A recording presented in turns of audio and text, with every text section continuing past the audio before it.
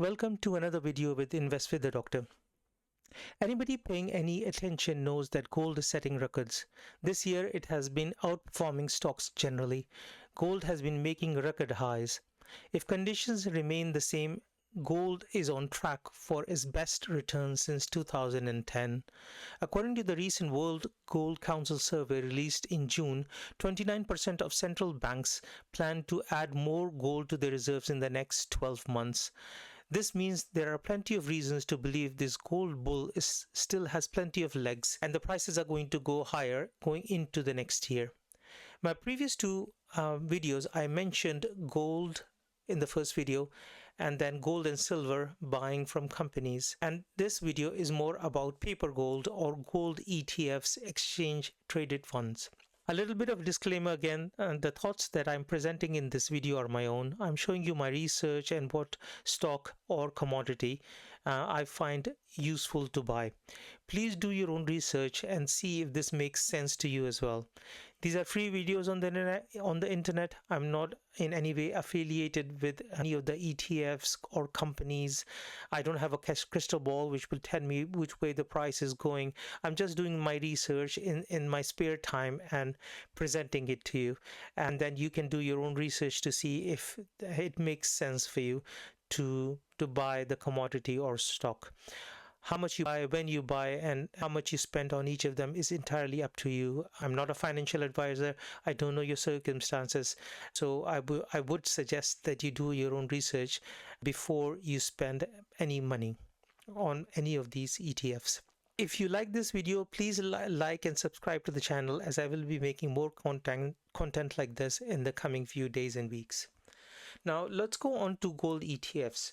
Gold ETFs or gold exchange traded funds expose investors to gold price moves without having to buy the physical underlying asset.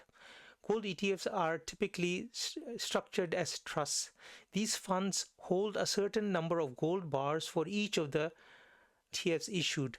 Buying a share of the ETF means owning a part of the gold held by the trust. Because these ETFs hold gold, their prices move with the price of gold over the short and long term.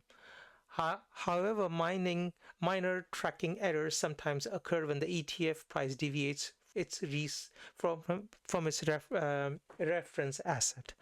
So these tracking errors are usually very small. They do follow the price quite well. So I'm telling you this, I'm showing you this from the Investopedia website, and you can see the whole article yourself, but I'm just giving you a little bit of information from that article for you to get an idea of what I'm talking about. So key differences between physical gold and gold funds.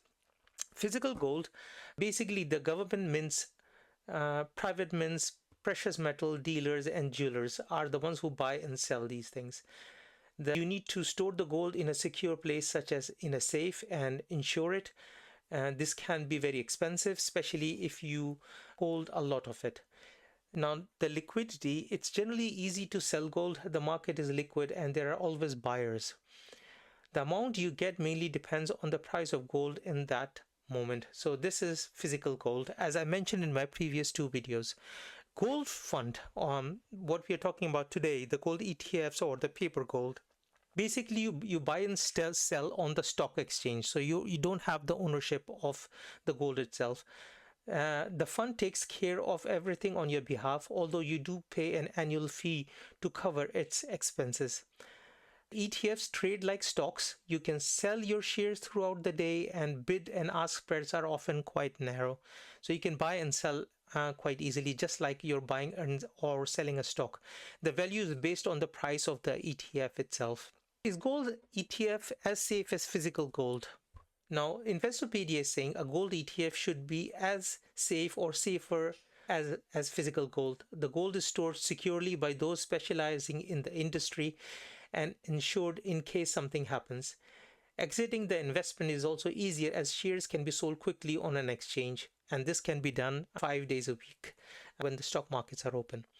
What are the downsides of the physical gold and gold ETFs? The biggest downside of physical gold is that you need to think about storage and insurance, find a buyer, and then send it to them when you want to sell.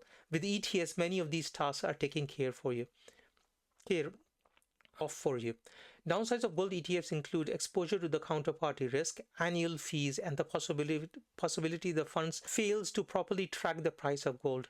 Another drawback is that you don't physically own the gold. I think this is the biggest drawback, that you don't physically own the gold, but you get the price appreciation of gold when you're buying gold ETFs.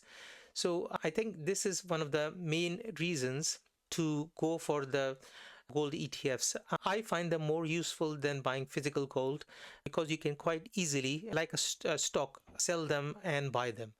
Now, here in the UK, you would want to know which ETFs to buy.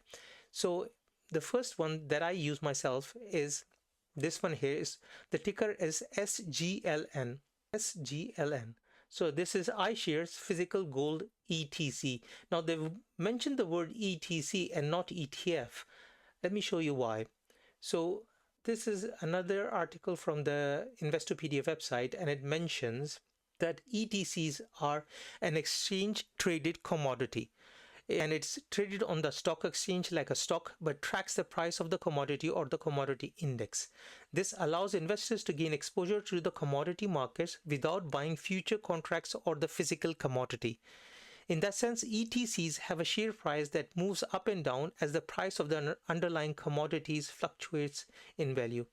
ETCs make it easier for individual investors to gain access to specific commodities that may typically be difficult to gain access to, particularly without investing in futures or options, which are complicated products. While ETFs are generally a basket of stocks or commodities, an ETC allows for exposure to one single commodity. So ETC basically is one single commodity. So today, ETC that we are talking about is the gold.